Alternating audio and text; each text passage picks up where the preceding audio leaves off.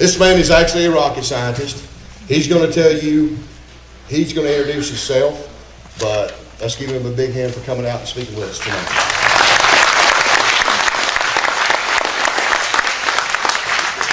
All right, can everybody hear me okay, or? Yeah, okay.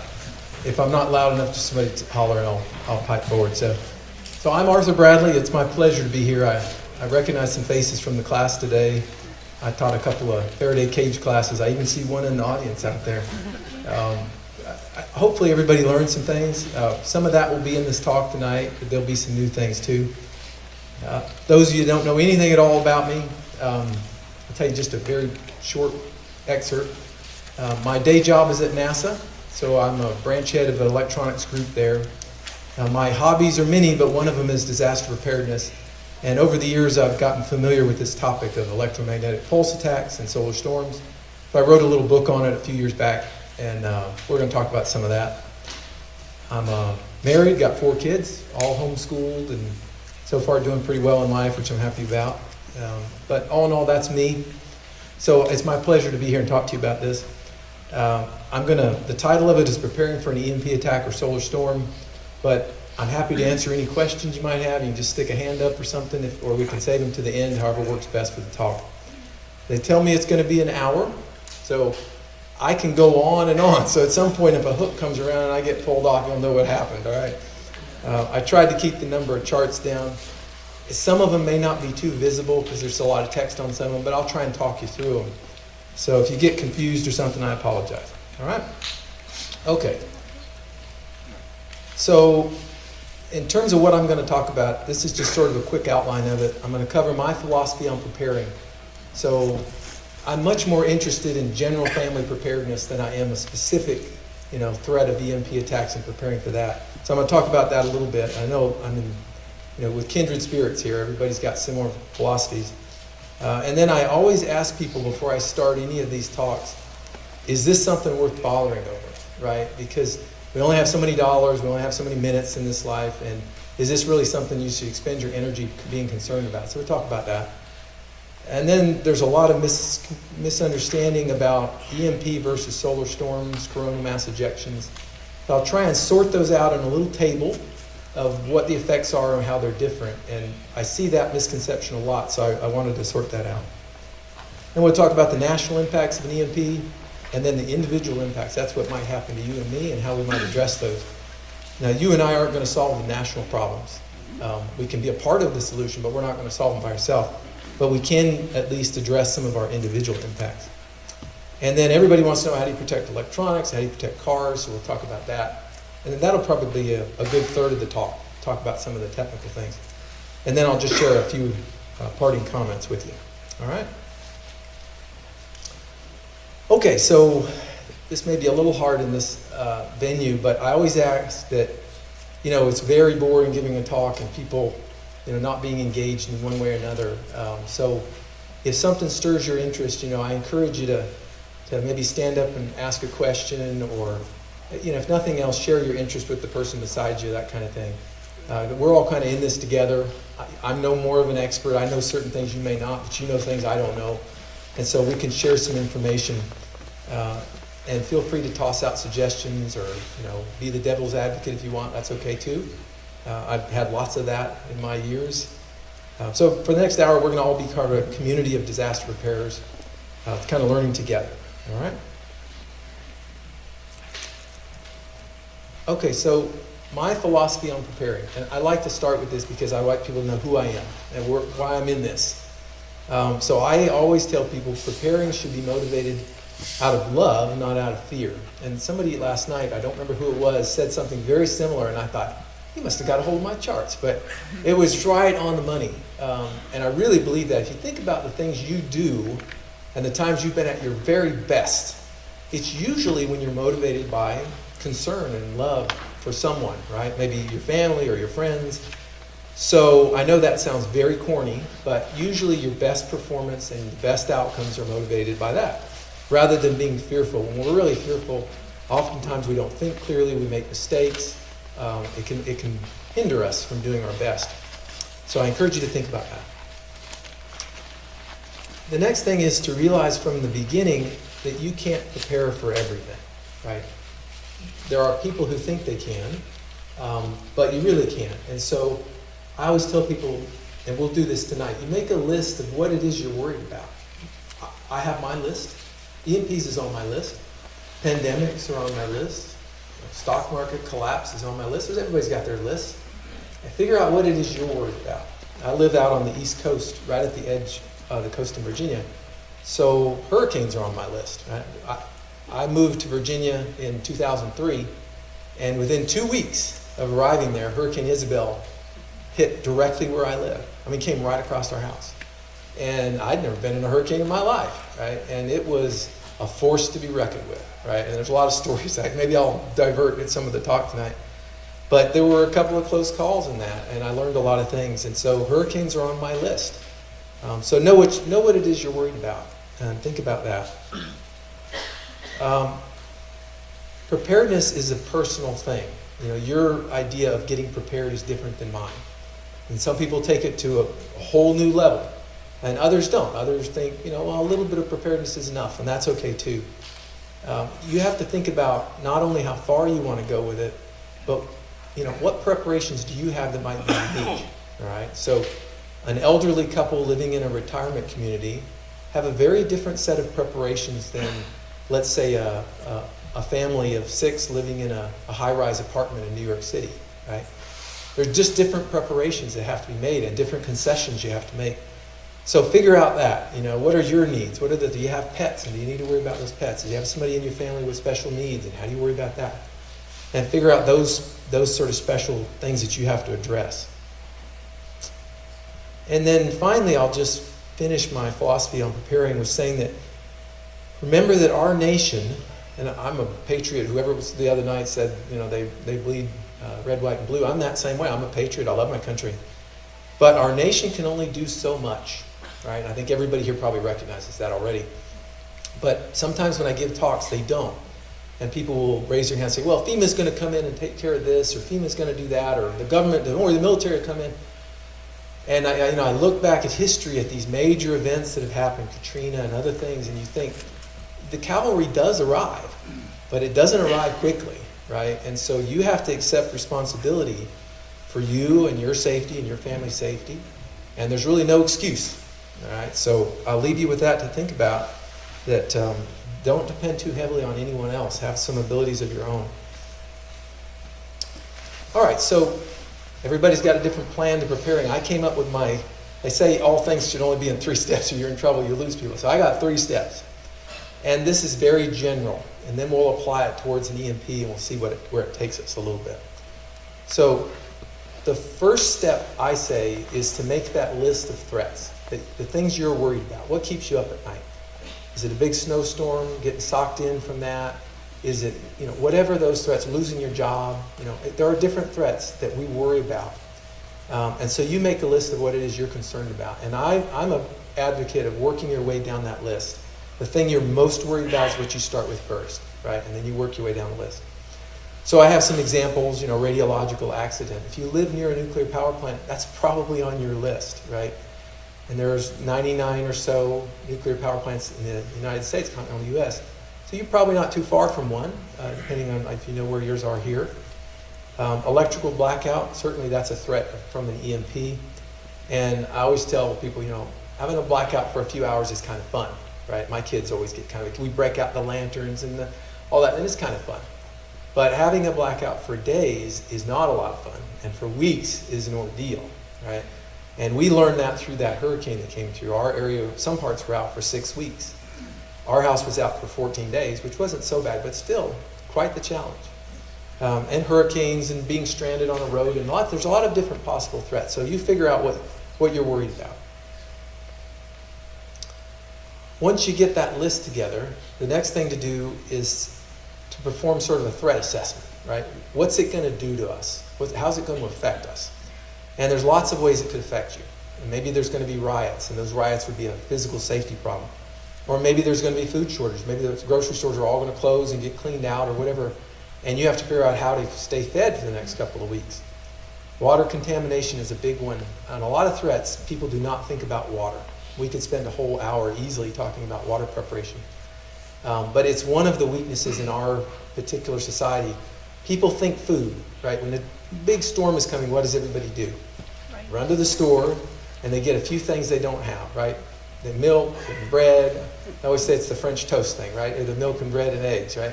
But they also will grab a case of bottled water, which tells me, and the water will get cleared out very quickly, which tells me nobody has water at home, right? Other than the little bit they have in their taps or their cupboards. So water's a big deal. But there's many other things that could be affected. And so thinking through the impacts of those threats, you just made a list of, right? So if it's a hurricane, you can quickly narrow down what are the 4 or 5 things that might happen and what are we going to do about those? And that's really the third step. The third step is to address those things that are going to happen and do it ahead of time, right? So you're not in that, I got to rush out and solve this problem. I don't have a battery in the house. My flashlight's going on the blink. So take some steps to mitigate those impacts ahead of time. Right? And these are all very common sense. I know that. If you're worried about personal safety, maybe you learn to use a firearm, learn to defend yourself, get a concealed carry permit, whatever those things are that make sense to you. You want to do those sort of things ahead of time. And I have a few examples here.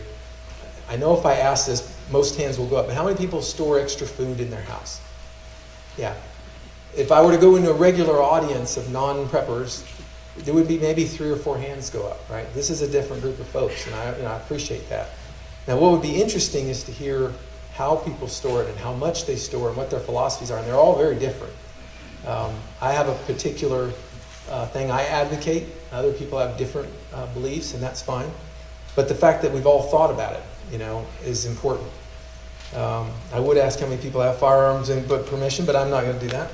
But there's a lot of things we can do. We can get insurance that will protect us versus some catastrophe. We can learn to operate radios. There's just a lot of different steps we can take to get better prepared. Some of it's training. Some of it's stockpiling things, right? So that's that third step, is taking action, right? So I want to sort of address that first question. Before you go prepare for anything, before you really expend any energy on anything, you have to ask the question, is this worth bothering over, right? Is this real? Is this a hoax? And I've been asked that lots of times about EMP. There are a great deal of people that believe it's an oversold hoax. And they'll be very adamant about that. And I wrote a little article for Daisy Luther a while back where that question was asked. And she just wanted a brief paragraph or 2 that answered the question, is an EMP a hoax? And I tried to address that. We'll talk about that in a minute. But so we're here to sort of talk about a couple different threats, EMP and solar storms. And solar storms are complicated things, okay? But not complicated in the sense of we need to know what happens from them, just complicated in their physics and the mechanisms. And I'm not an expert, I'm not an astrophysicist. But there are different types of phenomena that can occur from the sun. Solar flares, we often hear about those. Solar flares travel toward the Earth roughly at the speed of light. So how much warning do we get of a solar flare? No warning, because there's nothing that's going to go faster than the speed of light. So by the time we detect it with our satellites and we radio that information back, which also goes roughly at the speed of light, it's already here. It arrives at the same time. Now you can see things happen on the sun and you go, that's probably going to put out a solar flare. But once the flare is emitted, it's an electromagnetic burst of energy that's coming, and you're going to feel it at the Earth when you notice it. The good news is that is not the thing that's going to destroy our grid. Right? That's the thing that's going to cause communication problems, maybe cause some astronauts in space to experience higher levels of radiation than they would have wanted. But it isn't going to be the thing that causes our grid to go down. Solar radiation storms are another type of effect. The one that is most concerning to us is the coronal mass ejections, or CMEs. Everybody's, I'm sure, heard of those. And those are basically a big burp of plasma that comes out of the sun. And our satellites see that. We watch the sun all the time. And we see these big plasma blops come out of the sun, and some of them come towards Earth, and some of them don't. Thankfully, most of them don't. We're a tiny little ball out there. But when they do come towards Earth, it typically takes from 1 to 3 days for them to get here. Well, that's good news, right? And the Carrington event, they were observing it with telescopes, and they were able to see it before it came. And that's good news for us. We have a little warning. Something's coming, and it looks really big. Our sensors on those satellites said this is a biggie, right? So we know the relative strength of it.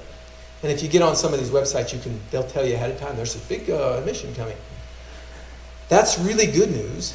The bad news is, and I didn't know this until recently, that even though you know the strength of it, you don't know its relative impact on the Earth. And they don't really have a way of accurately predicting that until perhaps minutes before the grid would be ultimately damaged. Then they might be able to know. But it's a very short window of time from when that CME actually comes over the Earth, causes this disruption, and that damage would occur. It's a very small amount of time. So you'd have to be ready to try and take some action to prevent that damage. And you wouldn't have a lot of warning. And then there are some other things, and I don't want to talk about the others because they're not really what we're most concerned about. So it's those coronal mass ejections that I mostly wanted everybody to kind of be familiar with. And these are certainly real. They happen frequently. If you monitor these websites, you'll see every few days there'll be some kind of CME going somewhere. And we've gotten missed by a few big ones. One of them not too long ago, maybe a couple years ago, a huge coronal mass ejection. That had it hit the Earth, we would have been in very serious trouble. It was bigger than the Carrington event, but fortunately it just didn't quite come our way.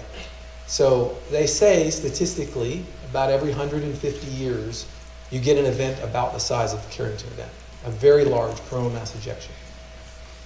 It was 1859 when the Carrington, so you can kind of add the years, that's 160. So we're a little bit past due. Doesn't mean one's going to happen tomorrow or even 5 years from now, but it could. Statistically, we're certainly in the region where something like that could happen. The one thing I do want to leave you with is it will happen. There's a certainty around a CME hitting the Earth, a very powerful, destructive one. It will happen. Unlike an EMP, may or may not happen, depends on our enemies.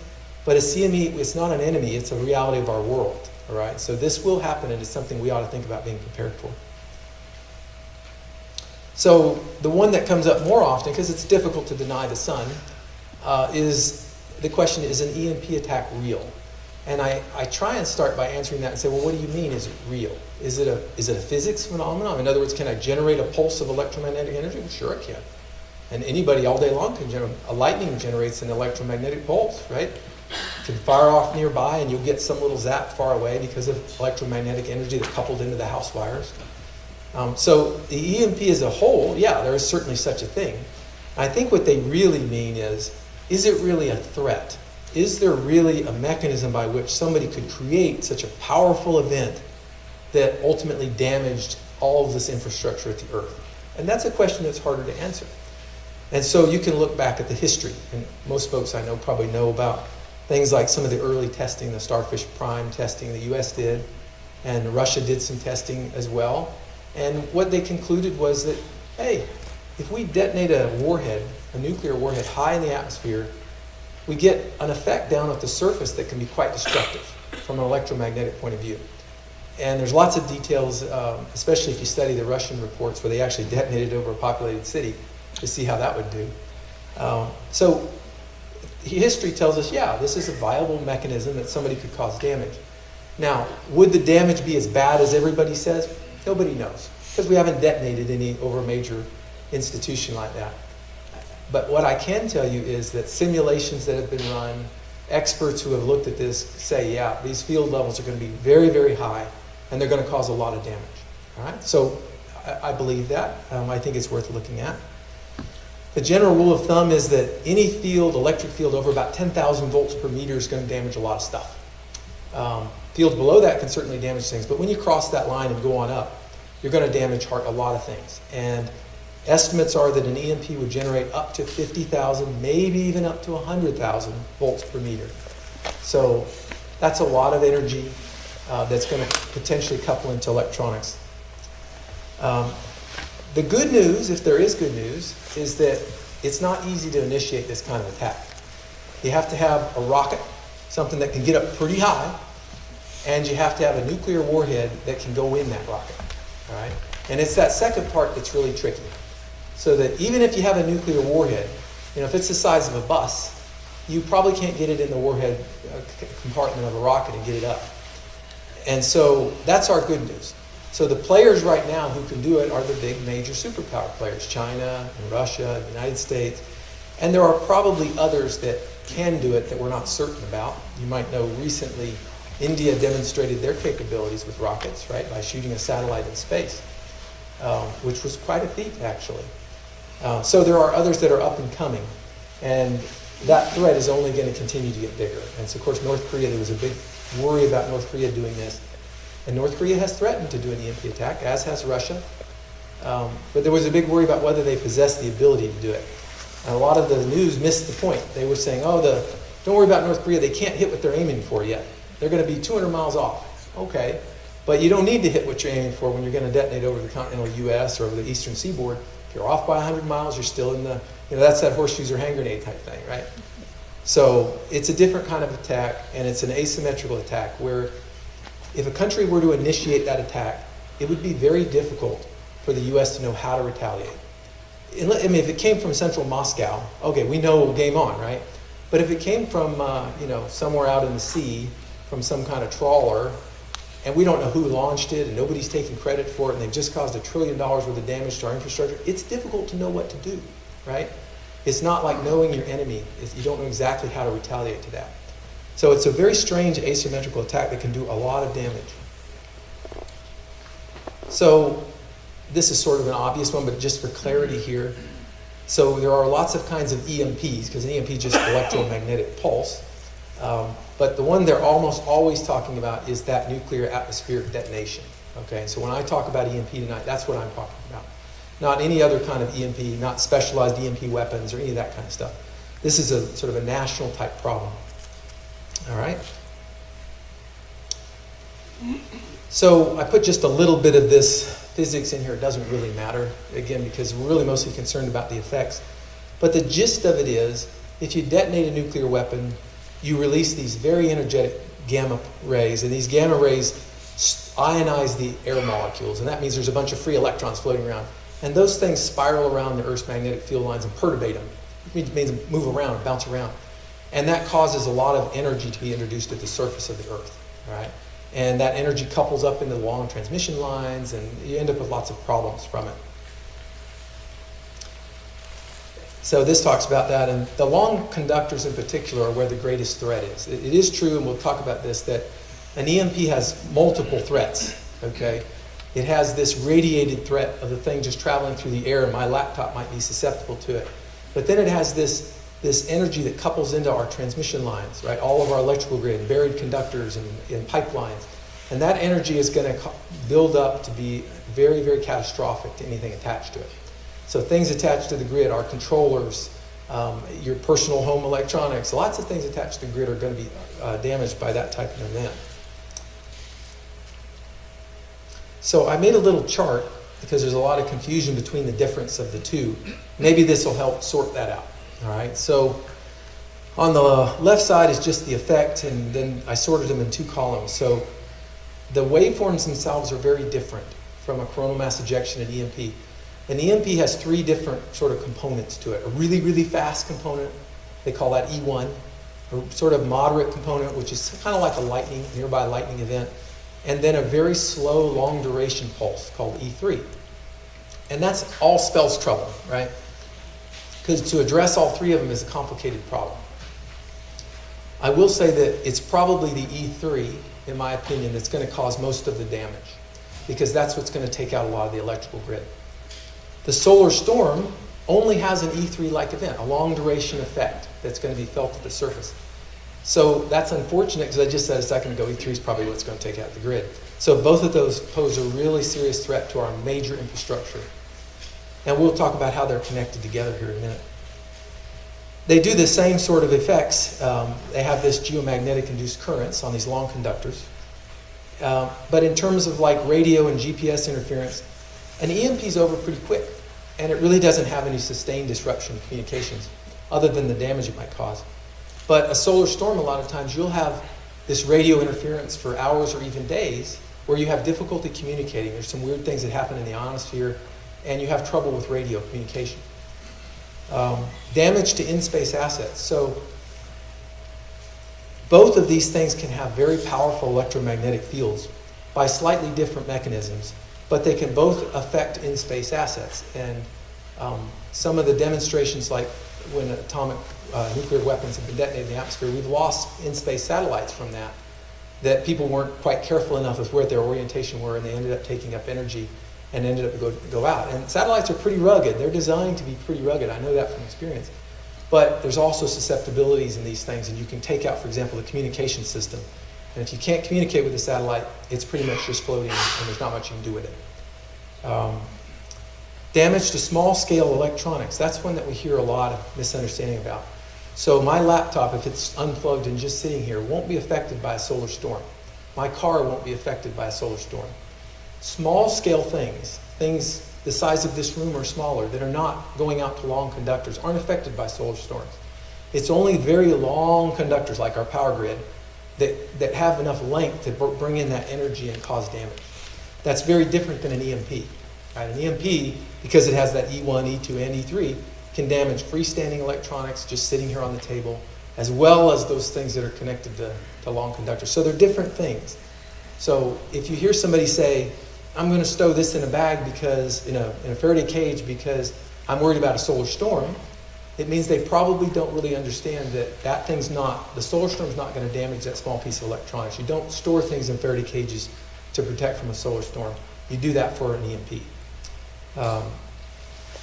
The damage to the grid-connected electronics is shared by both.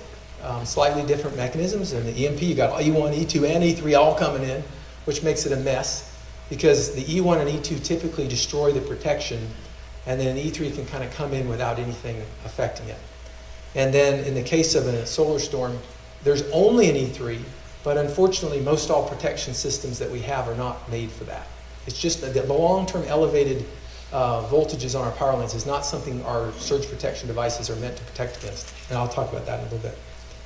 And then finally, the one about damage to people. I get asked that on occasion. If an EMP goes off, is it going to hurt me? And the short answer is you won't even know what happened. Now there's some special cases. We'll talk about maybe if you had a pacemaker or something. But in general, you won't have biological effects. Animals won't die. Crickets won't all of a sudden die.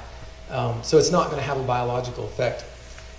The difference is in a solar storm in particular, astronauts that are up in very, very high elevations can have increased levels of radiation. It can be quite dangerous. And there was, I know, a case, and I don't remember what year it was, where there were astronauts on the moon. And while they were doing their sort of lunar expedition, there was a solar event coming very quickly toward them. And they had to move quickly to shelter so that they could put something between them and that radiation that was coming their way. And I will share with you that many people believe that's the single greatest challenge to long-distance space travel, is that, yes, maybe we could develop the technology, let's say take us to Mars or further, but every so often the sun ejects these solar flares. We have no control of it. And those solar flares will give radiation poisoning to our astronauts. And there's lots of simulations that say by the time you arrive at the surface of Mars, they're already dead or they're dying. And so there's lots of technology being worked on to try and address that, to either steer that energy away from the spacecraft or absorb it, layers of water. There's lots of techniques being looked at. It'll get solved, but it is a big, big, serious concern. So let's just go through a little exercise together in terms of getting prepared. We'll talk about what should we do, and I'm not going to walk us through food and water and all that, because I know a lot of people here have a lot of experience in that. So we're going to follow my 3-step process, make a list of the threats. In this case, we're worried about this high-altitude nuclear EMP. All right, that's our threat. So we're going to identify some possible impacts. In this particular threat, it's so big that it has both national and personal impacts. And so we've got to kind of look at those a little separately. And then we're going to talk about maybe some steps that might help us mitigate those, right? Mostly on the individual level, how we might limit them on ourselves. Okay, so first let's stop. We'll talk about the impacts maybe to the nation. And these are all well understood, I think. The single largest impact, I think everybody agrees on this, is that would be the loss of the power grid, right? And we have a very complicated power grid. But it is interconnected, and there's a lot of vulnerability underneath it. Everybody probably knows President Trump just recently signed an executive order that said, hey, we should look at doing something about this. And that's great, whether you like President Trump or not. It's great that we look at this as vulnerability, and we've said we're going to look at this and see what we can do to harden this, right? So I'm really encouraged by that. So this shows a little, you probably can't see it, but it shows the picture of our 5 major interconnects in the United States, and there are all these local distributors. It's a very, very complicated system. I don't even begin to understand it. The point is, it's not a single national grid. It's a very complicated system. And this kind of shows the idea of how the currents would be introduced in these long transmission lines. It's believed that the greatest threat would be to these large, they're sort of house-sized transformers. Transformers just convert either from one voltage to another or a current level to another. They transform this energy. And those transformers are critical to the distribution of power. And if those transformers get overcurrented, let's use that, and they burn up, they get damaged, all right? You would think you would have a spare. But in fact, we do not. We have a number of spares, but not nearly enough for a national catastrophe in replacing these things. And depending on who you ask, the impact is that it could take months to get enough in, or it could take a year or more to repair the grid if something like this happened. Now, either way you cut it, if it's 3 months without any power in the nation or a year, you're in a really, really serious situation, right? And so the loss of electrical power on a national level, or even a part of our nation level, would be something like we've never experienced before. That's kind of what the last one there says. And we'll talk about those impacts in a little bit. So we have a lot of different infrastructures in the country. And if you stop and think about them, they're all dependent on the electrical grid. And we can kind of walk through those. So you can kind of think about, well, what if the lights just went out, right? And everywhere in the country, or nearly everywhere, we lost power. And you can kind of go down these infrastructures and think about how long are they going to make it? What's going to be the impact? And so I just kind of made a list on a couple of charts of these infrastructures. So our telecommunications infrastructure, our mobile phones, and all of the different communication systems we use, certainly they require electricity. Now, fortunately, they have backup generators. Assuming those backup generators aren't damaged, they could probably continue operating for a brief period of time. But I will tell you, my limited experience of being in disasters is that when bad things happen, and those of you who have had this happen as well, know that when you try and communicate, what happens? Everything's overwhelmed, right? The systems become overwhelmed within seconds. I was sharing this at dinner. Virginia does not have earthquakes, okay? But they had an earthquake a few years back, and 2 weeks later they had a hurricane. But they had an earthquake, and I was amazed. I didn't even know what was happening. We never have earthquakes in Virginia, but we had a little earthquake, and I tried to call home within just like a minute or so. Could never get through. And I tried all the way driving home, right? Can't get through. Sending text messages, just trying to say, are you guys okay, you know? And so that telecommunications, even if it's functioning, is very, very marginal. And once it goes down and the generators are out of fuel, then it's over, right? You're not going to be able to communicate very well. That also means that getting information out to people is going to be very difficult, right? Financial. To a lot of people, maybe this is the most troubling. And that is that if the power goes out, you're not going to get access to your money, right? There's not going to be, hey, Julie, you remember me? I got money in there. It's not going to happen. Everything is now electronically trackable, and all that you have to have redundant systems. When that system goes down, your access to your stored money that's not sitting in the safe is gone. And how long that's gone, it depends, right? But you can imagine a scenario where people are cut off from their funds or unable to make transactions of any sort. That's a thing. Petroleum and natural gas, right? We depend on our vehicles, right? We are a nation of cars. Part of it's because of the type of country we are spread around. And petroleum and natural gas also for heating. When these get cut off, when electricity gets cut off, that harvesting and processing would grind to a halt as well. Very quickly, you would have trouble. Even if you could get to fuel, the fuel stations are going to be unable to operate. So you'll have trouble getting that as well. Transportation, same way, fuel shortages, trucking industry would quickly grind to a halt for a variety of reasons. For one, they wouldn't have goods to transport. For two, the roadways would be congested. For three, the trucks might be damaged, and on you go. They'll run out of fuel. Four would be food. That would probably be the one that people noticed first, is that when power went out and wasn't going to come back up, your access to food would basically go away, right? There might be some stores that would be willing to sell what they had on some kind of cash-only basis, but that would not last long, right? So that would be quite a shocker, I think, for a lot of people, and there would be a lot of panic around that. and a few others. Water's one, like I said, always concerns me. Again, water systems generally have backup generators. Whether those function after the event or not, who knows? But eventually they run out of fuel, and now there's not water pumps and filtration systems operating. And people don't live long without water, right? There's the old 3 seconds without air, 3 days without water, and 3 weeks without food rule, right? Did I say 3 seconds? 3 minutes without air. And those generally hold true, right? You can make it a little while without water, but not long. I mean, if anybody's ever gone without water for a day, you think your life's come to an end, right? You very much feel that.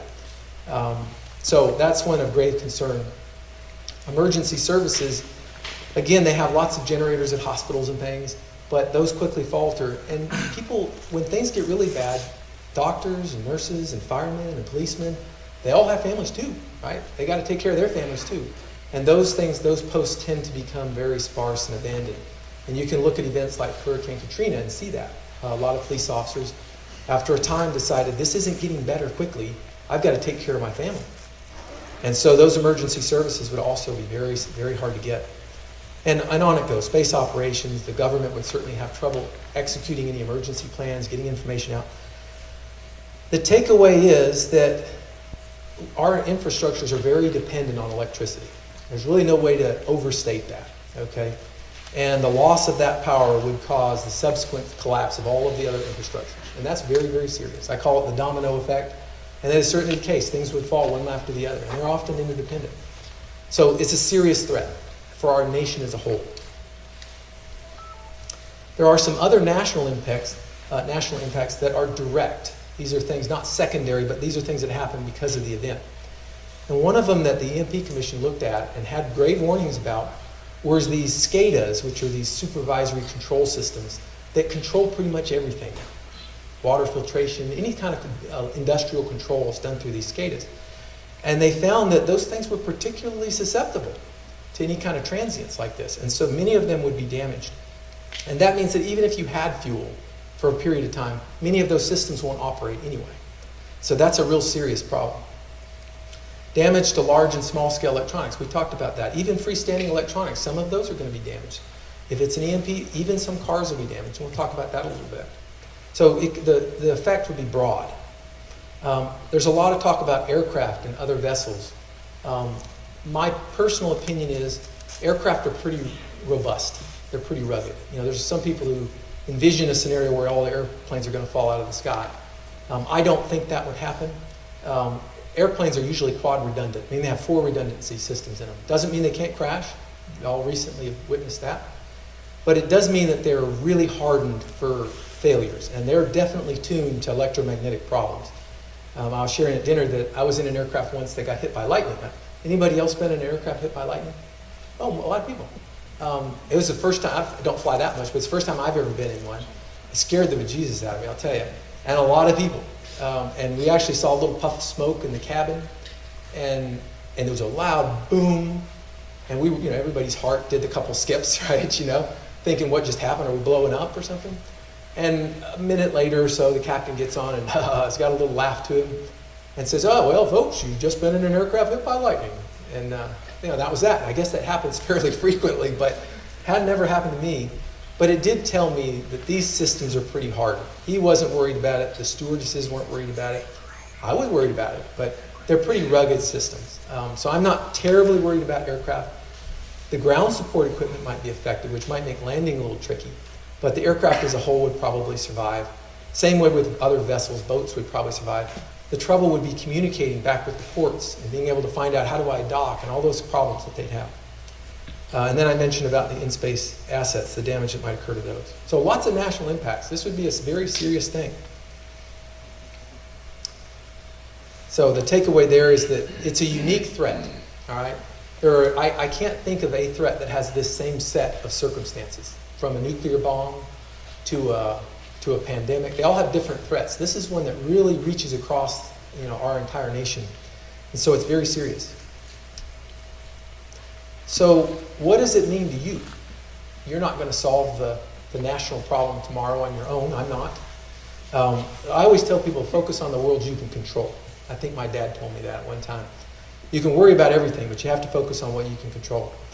And so as part of my writing, I've identified 14 needs that people have, keeps them alive.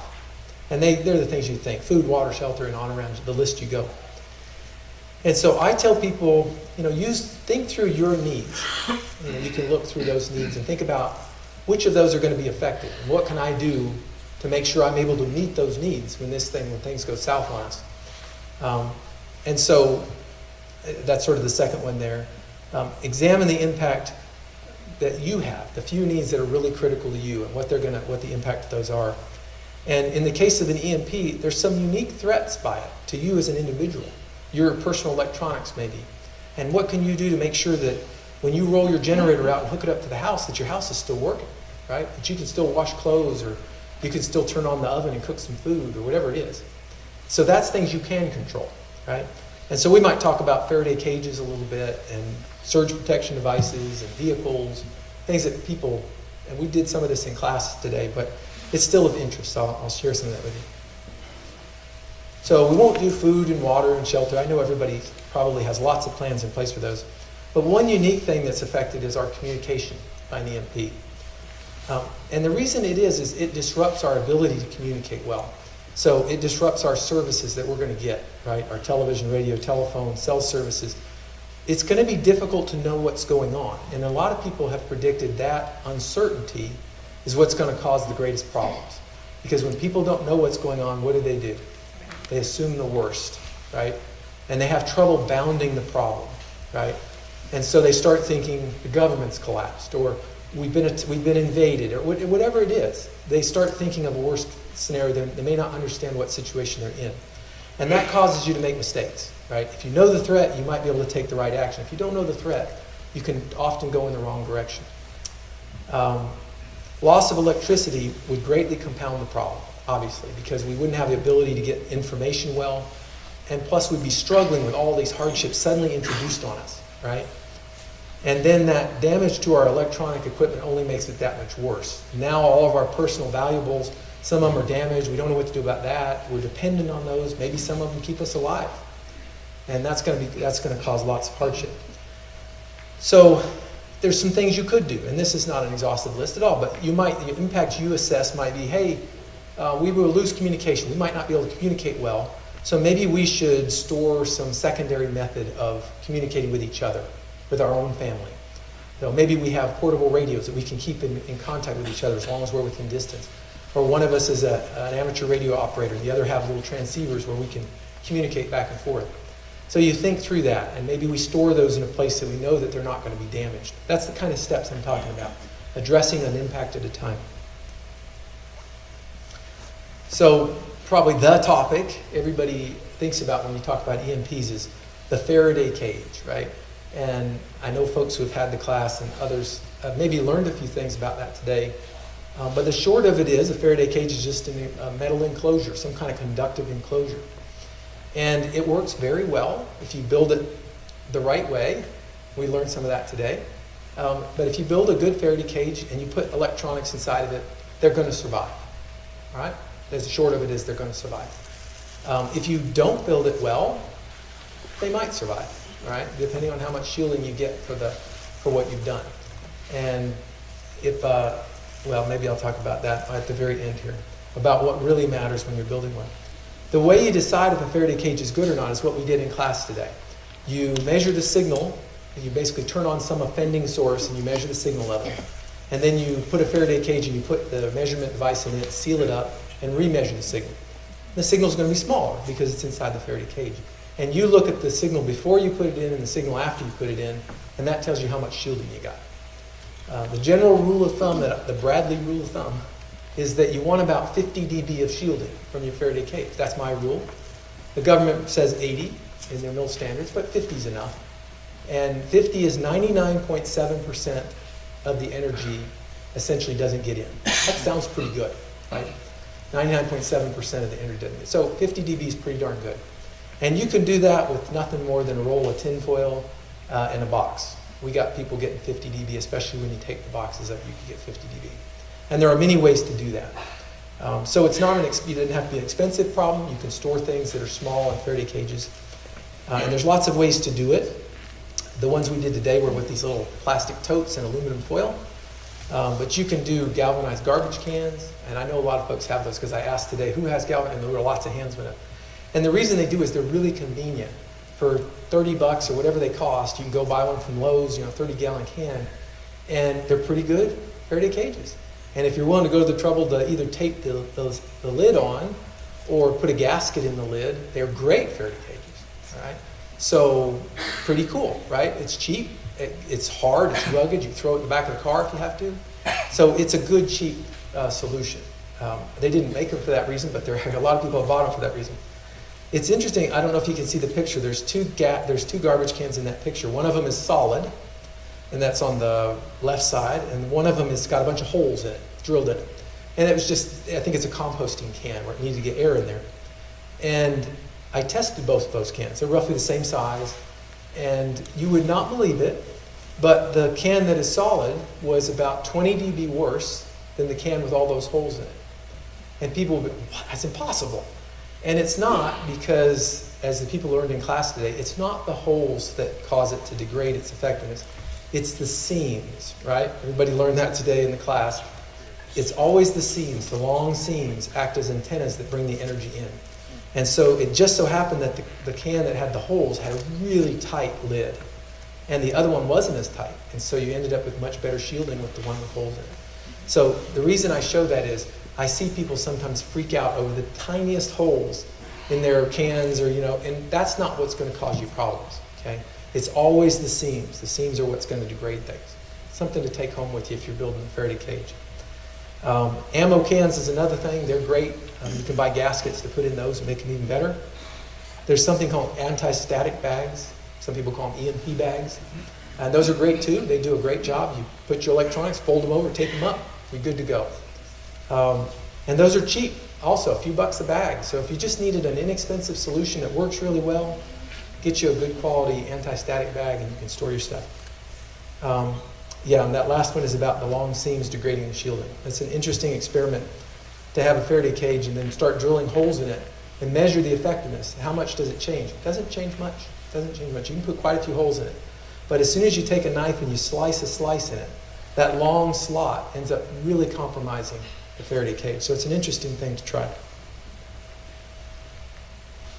So, all right, so that takes care of one thing. We are small-scale electronics. Maybe you need some spare radios or glucose meters or whatever things you're dependent on, you consider valuable, LED flashlights, and you store those away. Okay, not an expensive thing to do, fairly easy. Not everything, though, can be put in a Faraday cage, right? Some think my washing machine is not going to fit, right? Our TVs, even if they could fit, I'm not going to yank them off the wall and store them when I'm not using them. So we have a lot of things that are just plugged in all the time. Now, if you wanted to do one thing that most likely that improved their chances of surviving, it would be to always walk around and unplug all your appliances every day. But we're not going to do that. That's a pain in the neck, right? And all the clocks would have to be reset and all the pain. So we leave things plugged in. And the risk of that is now if energy couples in the power lines, it's going to come into all those pieces of equipment. So those are things we really are dependent on, right? Our heating systems, our stoves, and you can go on down the list. We're dependent on a lot of things, our lights. And so the question is, what can you do about those? About that big, powerful burst of energy that might come in on the power lines? And the short answer is that there's a couple of options. You can put on a surge protection device on your home or on each individual product, and that will certainly help. Or you can put ferrites, which I had some in class today, which will clamp around the power wires. And those help to absorb some of that transient energy, turns it into heat, and gets rid of it. Acts like a little suppressor. And those things are great, not terribly expensive, and relatively effective. And I'll talk about where their shortcomings are.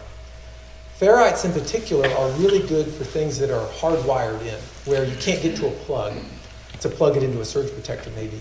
So, something that's hardwired, you can clamp one of these ferrites on it. And it does like maybe a solar power generation system where you don't have easily unpluggable things. You might be able to clamp a ferrite over things. And they're also good for things that you can get up close to the object. Like let's say a washer or a dryer, you can put a ferrite very close to the item and it will try and suppress the transients going in. There's a ferrite picture right down there at the bottom. That's a ferrite, a clip-on ferrite.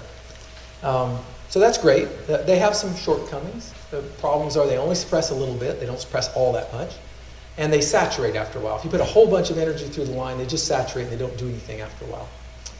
So they have limits. Surge protection devices are certainly good. They're great. I like whole house surge protectors. And I tell people a good type 1 or type 2 surge protector is well worth your money. Okay? It doesn't matter which one you buy. I mean, it does matter, but you can take your pick, I guess is what I'm saying. A type 1 is mounted on the input side of your breaker panel, right, before the breakers, and a type 2 is after your breakers, okay? Either one is fine. Usually to do a type 1, you have to get the utility feed taken off and all that.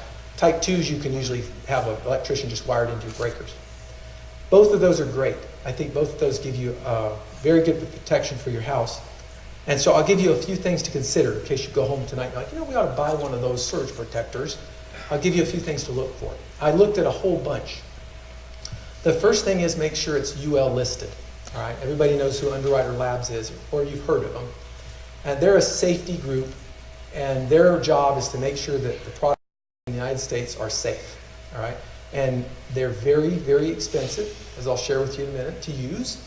But if a company goes to the trouble to get their product UL listed, that means UL listed means they're certified. Their product has been run through the wringer. Okay, it's been beat on, it's been injected energy of all sorts.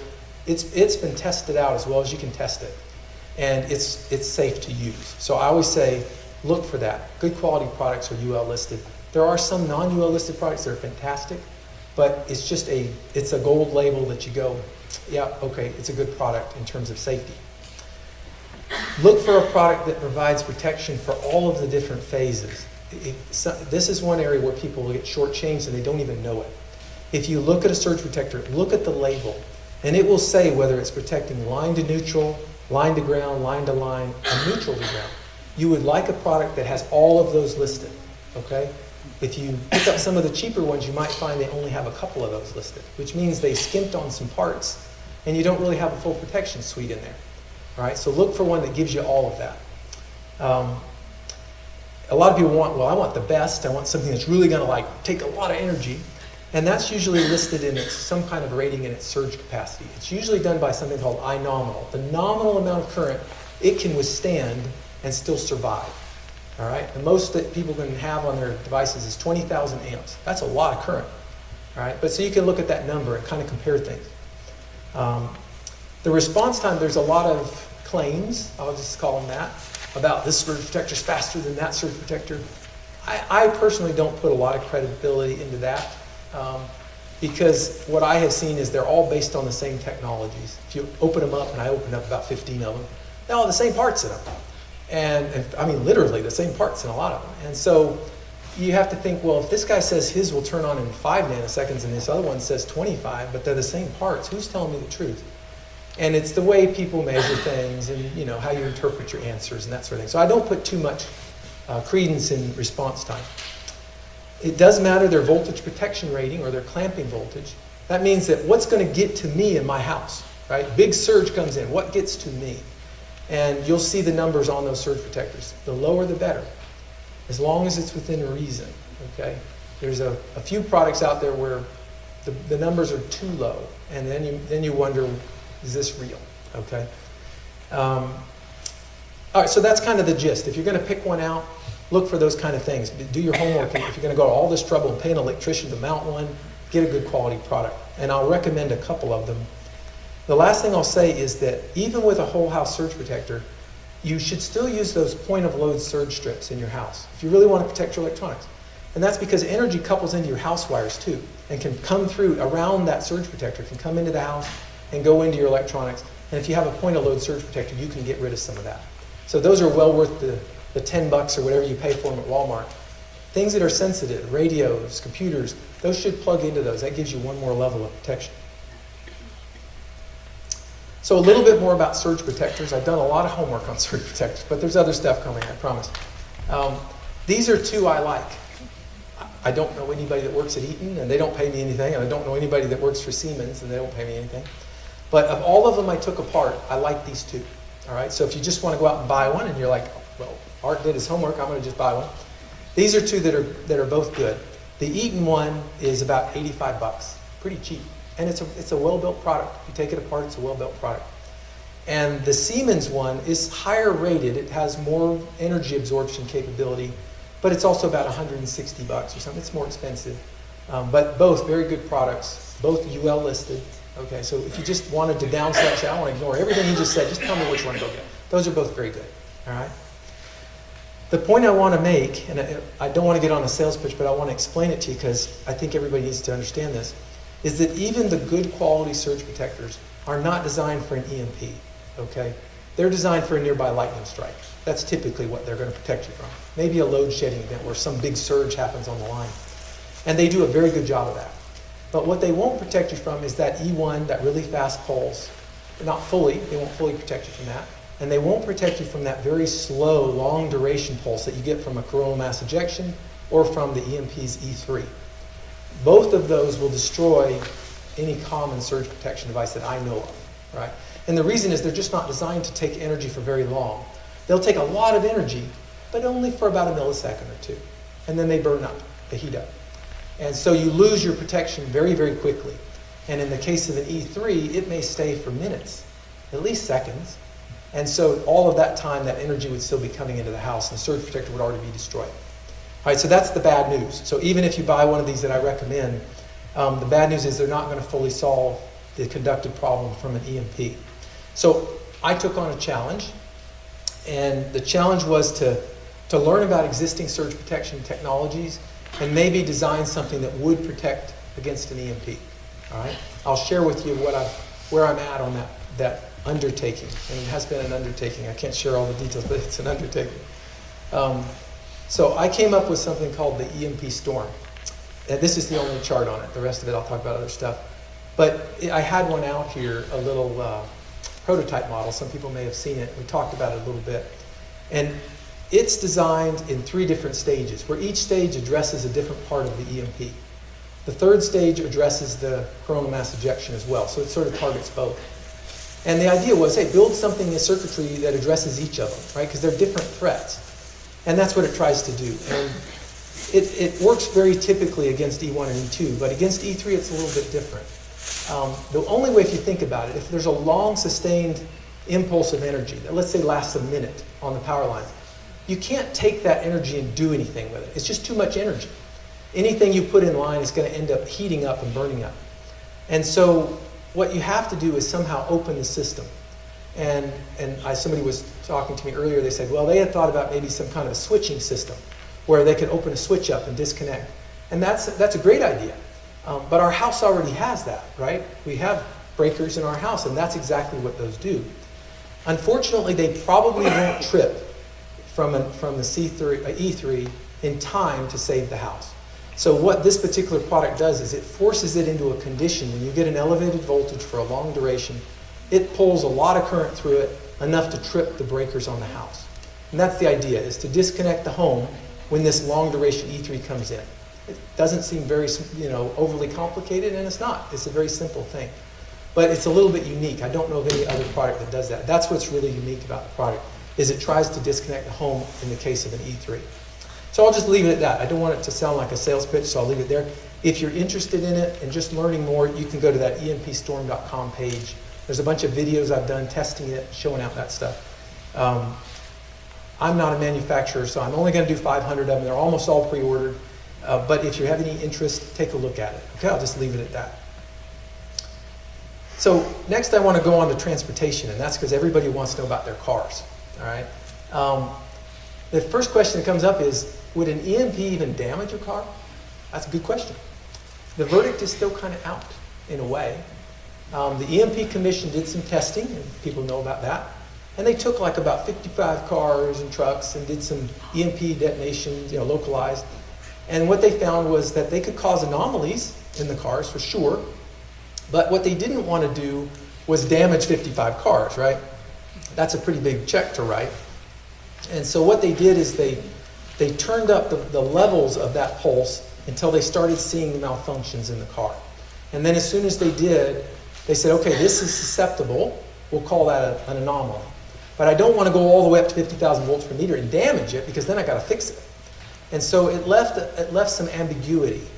what they concluded was, well, we didn't damage any of the cars, but we had a bunch with anomalies. But then we didn't also ramp up all of the voltages on all the cars, so it left people confused.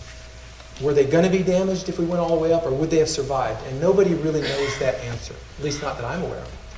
The short of it is that the people who I think are in the know say that most cars would suffer some kind of an anomaly. If you're driving down the road and an EMP went off, you would probably know it. Your car would have some kind of, glitch, some kind of anomaly occur, might stall out. You might glide to the side of the road and try and restart it. It might restart and come right back up, and you'd be on your way, assuming the roadways were passable, or it might not. All right? And there's not a lot of data to say what that percentage is. All right? So it's difficult to draw that conclusion. I know in a lot of fiction, it's a good element to have all cars die, but nobody really knows that, and I think it's unlikely. Cars are pretty robust. Even though they're very complex, they're pretty robust. But let's just play a game and say that what if only 10% of the cars and trucks on the road happen to be permanently damaged? I think that's a reasonable number. That doesn't seem crazy. Consider that there are 263 million passenger vehicles and about 5.6 million tractor trailers. If 10% of the ones that are operating were damaged at one moment, you can imagine the amount of chaos and recovery time and problems that could cause, right? The number of accidents and the repair problems and clearing the roads. I mean, it would be very, very difficult, especially in a situation where everything else was faltering. So it's a big problem. Even if your car was operational, the roads are going to have problems. There's going to be a lot of issues. You won't be able to get fuel easily and so forth. And the loss of radio communications, I mentioned this earlier, would affect our ability to deliver goods, especially by boat and by air. And so very quickly goods would become in short supply. I mentioned about the planes. I don't believe they would just fall from the sky. But I do believe they would be grounded. I don't believe we'd be able to fly airplanes for a period of time. So the impact to our transportation would be quite significant. We'd have the loss or disruption of nearly all forms of our transportation. Other than the bicycle, I saw they had some bikes in the room in there. Great. Those won't be disrupted. You can get around. But anything else is going to suffer. Oh, somebody's in trouble. So maybe a backup mode of transportation or protecting your vehicle in some way might be wise. Now, people ask me, can you protect, what do I do to protect my car when I'm driving it? And the short answer is, I don't know of a way to do that. All right? I've been an electrical engineer for about 30 years or so, and I understand electromagnetics fairly well. And the problem with a car is it has many, many ports of entry, right? Seams and windows, and you're in a car that you need those windows, right? So it's very difficult to protect everything. And there's also many, many distributed processors in the car, maybe 1,000 processors in your car, all interconnected in a cobweb of wiring, right? The idea that I could somehow come in and put one device, clip it here, and all of a sudden the car's safe, I can't believe that. I don't see that as being possible. So that's the bad news. People have said, what if I drag a chain behind my car? Well, then you'll have some sparks flying behind you. But it's not a solution, right? It's not a grounding problem, right? This is an electromagnetic wave that's going to come in and introduce energy into your system that's going to damage. So I don't know of a way to protect your car when you're driving. That's the short of it. Maybe if I solve that problem, I'll let you know. There certainly are ways to protect your vehicle if it's not running, all right? And well, the first question is, do you need to? Well, I don't know, all right? The EMP Commission did not have any damage to cars that were turned off. None of the cars malfunctioned.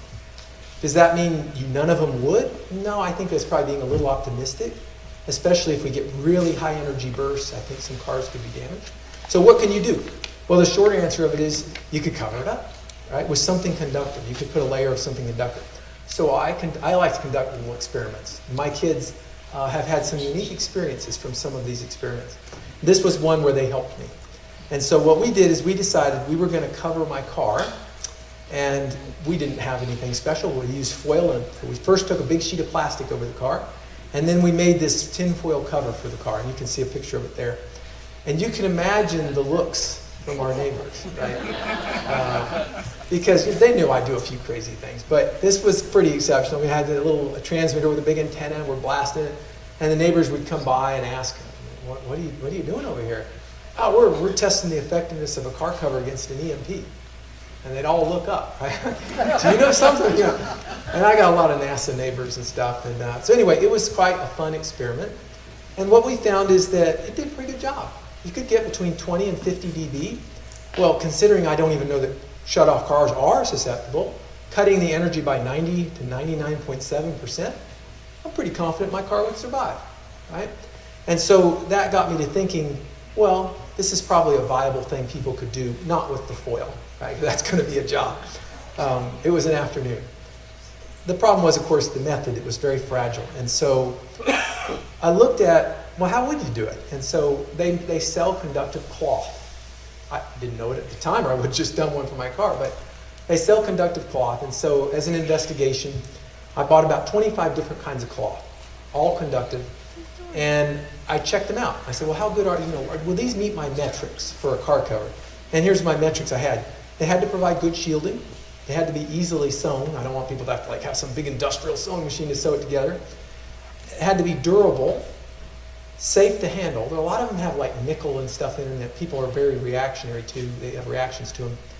It won't tarnish or rust. It has to be very conductive. It has to be reasonably priced. Those were my metrics. And so I narrowed down to 2 out of 25. And cost was actually the factor that was the most limiting. There's a lot of those costs, which is crazy expensive. And so I built 2 covers, had 2 covers sewn at a local upholstery shop, and covered the old car and did some measurements that shows the car covered. And worked pretty well.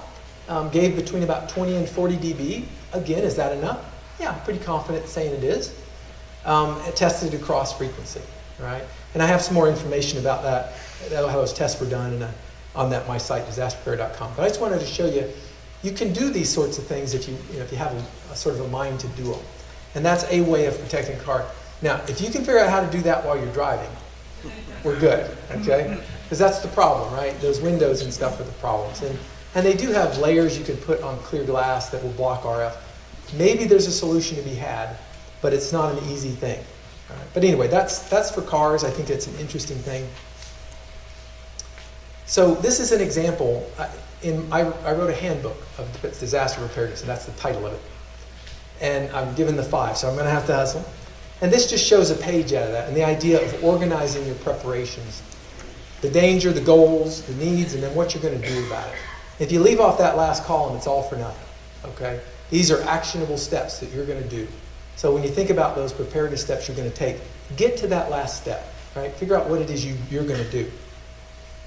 This shows a whole plan taken out of the book as sort of the different impacts, the food, the water, what are those things, and how you map those out into a plan. And that's my idea of what a disaster plan looks like.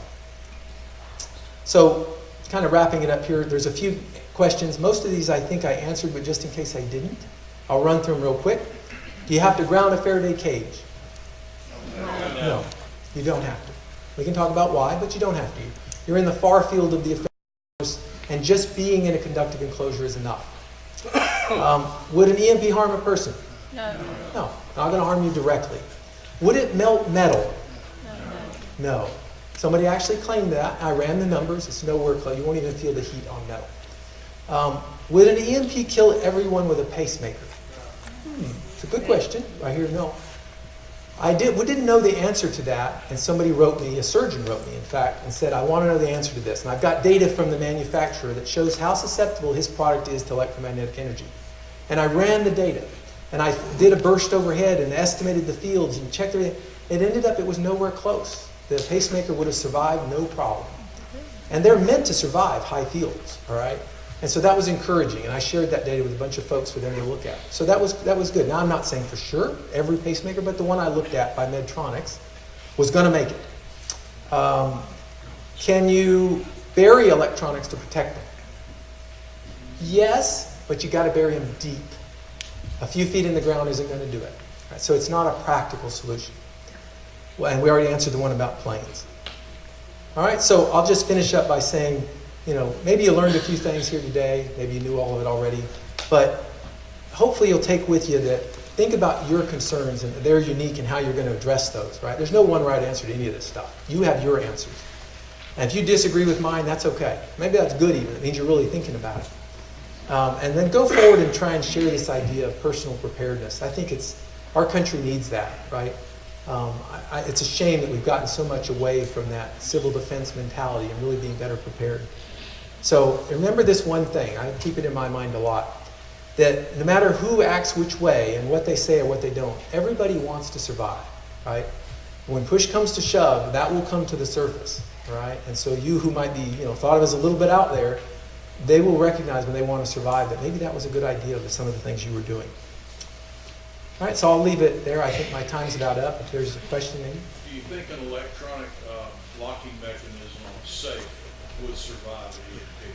Yeah, it's a great question. The short answer is I think they're susceptible. I did some testing for a safe manufacturer, actually, who was embedding their locks inside of the safe for that reason. Theirs survived an EMP. They tested it. I think the conventional ones with the little, keypad on it are probably susceptible, but you could cover it with something conductive, and I think you would improve your chances. If you didn't have any other way into the gun safe, I would definitely take some step like that. If you have a keyed entrance anyway, maybe you don't worry about it so much. Is your EMP storm a one-time use and burns out, or is it a reset? Yeah, it's a great question. He asked, I'm sorry, I should have repeated the question. He asked, is the EMP storm a one-time use? The short answer is probably not. Certainly not versus lightning and many other events. It can take many hundreds, if not thousands of those events, just like most surge protection devices can. An EMP is a unique thing in that you don't know how much of it you're going to get, right? And it's certainly possible that if you got 10,000 amps of current into your system, that you could cause damage that the EMP storm would not function exactly the same after that. And people worry, well, what if there's two EMPs, one right after the other? The good news is that the product is designed that even if you don't have full functionality, you still have the E3 functionality, even in the case of a failure.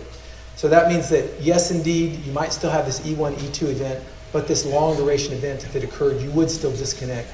And the E2 would also very likely disconnect you as well.